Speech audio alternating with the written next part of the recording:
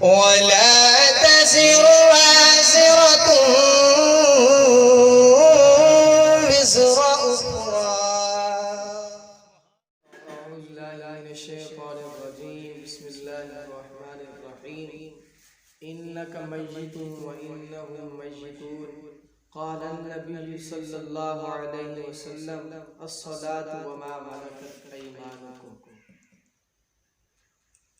وہ آئے جن کو ابراہیم کا نور نظر کہیے، وہ آئے جن کو اسماعیل کا لخت جگر کہیے، وہ آئے جن کے آنے کو گلستان کا ثمر کہیے، وہ آئے جن کو خاتم الانبیاء خیر البشر کہیے۔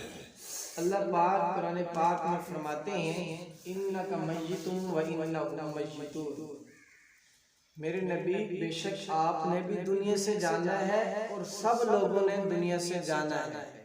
یہ دنیا فانی چیز ہے، اس دنیا کو سب نے چھوڑنا ہے اور اس کے پاس جانا ہے جس نے اس دنیا کو بنایا ہے۔ حضور پاک صلی اللہ علیہ وسلم کا حدیث مبارکہ ہے کہ نماز کا خیال رکھنا اور اپنے ماتحتوں کا خیال رکھنا۔ محترم سامعین حضرات، کل ہم پڑھ رہے تھے کہ ہفتے والے دن ظہر کی نماز رسول پاک صلی اللہ علیہ وسلم نے مسجد نبوی میں جا کر پڑھائی، تو صحابہ اکرام رضی اللہ تعالی عنہم مجمعین کہتے ہیں کہ جب رسول اللہ صلی اللہ علیہ وسلم نے نماز پڑھا لی تو رسول اللہ صلی اللہ علیہ وسلم نے فرمایا صحابہ میرے لیے ممبر رکھو۔ تو حضور پاک صلی اللہ علیہ وسلم کے لیے ممبر رکھا گیا۔ صحابہ کہتے ہیں ہم حضور پاک صلی اللہ علیہ وسلم کی زیارت کر رہے تھے اور حضور علیہ السلام نے خطبہ دیا، تقریر کی۔ یہ رسول اللہ صلی اللہ علیہ وسلم کی زندگی کا آخری خطبہ تھا، یہ رسول اللہ صلی اللہ علیہ وسلم کی زندگی کا آخری بیان تھا۔ اس کے بعد رسول اللہ صلی اللہ علیہ وسلم نے کوئی تقریر نہیں فرمائی۔ تو یہ رسول اللہ صلی اللہ علیہ وسلم کی آخری وصیتیں تھیں، یہ رسول اللہ صلی اللہ علیہ وسلم کی آخری نصیحتیں تھیں۔ اس کے بعد رسول اللہ صلی اللہ علیہ وسلم نے کبھی خطبہ، کبھی تقریر، کبھی وعظ نہیں فرمایا۔ تو رسول اللہ صلی اللہ علیہ وسلم ممبر پر بیٹھ گئے، صحابہ کے سامنے خطبہ دیا، اور یہ جو خطبہ دیا یہ بڑا عجیب خطبہ تھا۔ اس سے پہلے کبھی ایسا خطبہ نہیں دیا اور یہ بہت جامع معنی خطبہ تھا۔ صحابہ فرماتے ہیں جب حضور صلی اللہ علیہ وسلم ممبر پر بیٹھ گئے، ہم آپ کے سامنے بیٹھ گئے، پیغمبر علیہ السلام کی زیارت کر رہے تھے، تو پیغمبر علیہ السلام نے اس خطبے کے دوران چند باتیں ارشاد فرمائی۔ چند باتیں فرمائی۔ پہلی بات جو رسول اللہ صلی اللہ علیہ وسلم نے فرمائی، اور یہ اس بات میں رسول اللہ صلی اللہ علیہ وسلم نے اپنی وفات کا اشارہ کیا ہے کہ میں اب دنیا سے جانے والا ہوں۔ تو اس طرح کا خطبہ آپ علیہ السلام نے پہلے زندگی میں کبھی نہیں دیا۔ تو رسول اللہ صلی اللہ علیہ وسلم نے ارشاد فرمایا میرے صحابہ ان اللہ اختار عبدا من عبادی، اے صحابہ اللہ نے اپنے بندوں میں سے ایک بندے کو اختیار دیا ہے، ایک بندے کو اختیار دیے ہے، اے میرے بندے اگر تو دنیا میں رہنا چاہتا ہے تو تو دنیا میں رہ سکتا ہے، اور اگر آخرت میں رہنا چاہتا ہے تو آخرت میں بھی آ سکتا ہے، اور اگر اپنے رب سے جنت کی نعمتوں کی طلبگار ہے تو اگر جنت کی نعمتیں حاصل کرنا چاہتا ہے تو تو وہ بھی کر سکتا ہے، اور اپنے رب کی ملاقات کرنا چاہتا ہے تو وہ بھی کر سکتا ہے، اور اگر دنیا میں رہنا چاہتا ہے تو تجھے اختیار ہے تو دنیا میں رہ سکتا ہے۔ تو حضور علیہ السلام نے فرمایا کہ اس اللہ کے بندے نے فرمایا ہے کہ اے اللہ میں آپ کی ملاقات کو پسند کرتا ہوں، مجھے دنیا کی نعمتیں نہیں چاہیے، مجھے دنیا کی نعمتوں کی ضرورت نہیں ہے، یا اللہ میں آپ سے ملنا چاہتا ہوں۔ اس بندے نے کہا، حضور علیہ السلام نے نام نہیں لیا، کہا اس بندے نے کہا ہے اپنے رب کو کہ اللہ میں آپ سے ملنا چاہتا ہوں، مجھے دنیا کی نعمتیں نہیں چاہیے، بس میں آپ کی ملاقات کو پسند کرتا ہوں۔ تو پیغمبر علیہ السلام نے ابھی تک نام نہیں لیا، اتنا کہا کہ اللہ کے بندوں میں سے ایک بندے کو اختیار کیا ہے، تو دنیا میں رہو یا اللہ سے ملو اس کو اختیار ہے، چاہے وہ اللہ سے مل سکتا ہے چاہے وہ دنیا میں رہ سکتا ہے، یہ اس کو اختیار دے دیا اللہ پاک نے۔ تو ابھی رسول اللہ صلی اللہ علیہ وسلم نے یہ بات کہنی تھی تو سیدنا صدیق اکبر رضی اللہ تعالیٰ عنہ کی چیخ نکل گئی۔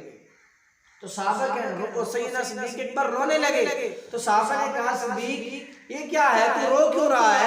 حضور پاک صلی اللہ علیہ وسلم نے اپنا نام تو نہیں لیا، بلکہ انہوں نے کہا کہ ایک بندے نے کہا ہے، ایک بندے کو اللہ پاک نے اختیار دیا ہے. سیدنا صدیق اکبر نے فرمایا صحابہ تمہیں پتہ نہیں ہے، یہ رسول اللہ صلی اللہ علیہ وسلم اپنے بارے میں خود کہہ رہے ہیں اللہ پاک کسی اور کو کیا اختیار دیتے ہیں رسول اللہ صلی اللہ علیہ وسلم کے سوا.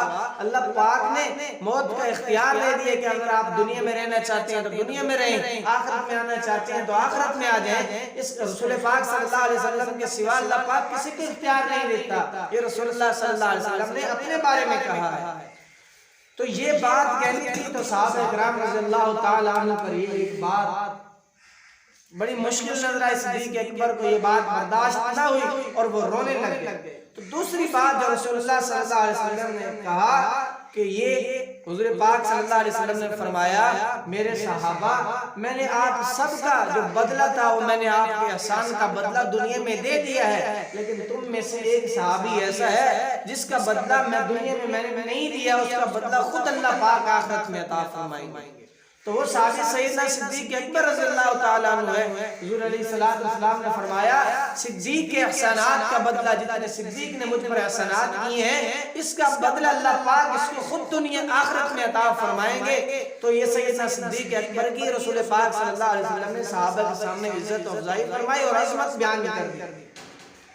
تو حضور پاک صلی اللہ علیہ وسلم نے فرمایا کہ تیسری بات جو رسول اللہ صلی اللہ علیہ وسلم نے فرمائی کہ مسجد نبی میں کچھ حجرے تھے، صحابہ کرام کے کچھ کمرے تھے، ان کے جو دروازے تھے یہ سیدھا مسجد نبی کی طرف تھے. تو یہ جو مسجد نبی کی طرف دروازے تھے صحابہ کرام کی، کوئی صحابہ کرام کی کھڑکیاں تھیں اور کئیوں کے جو تھے روشن دان تھے، کئیوں کے دروازے تھے. تو حضور علیہ السلام نے فرمایا میرے صحابہ آج کے بعد مسجد کی طرف جن کے دروازے ہیں، جن کی کھڑکیاں ہیں، جن کے روشن دان ہیں وہ بند کر لیں.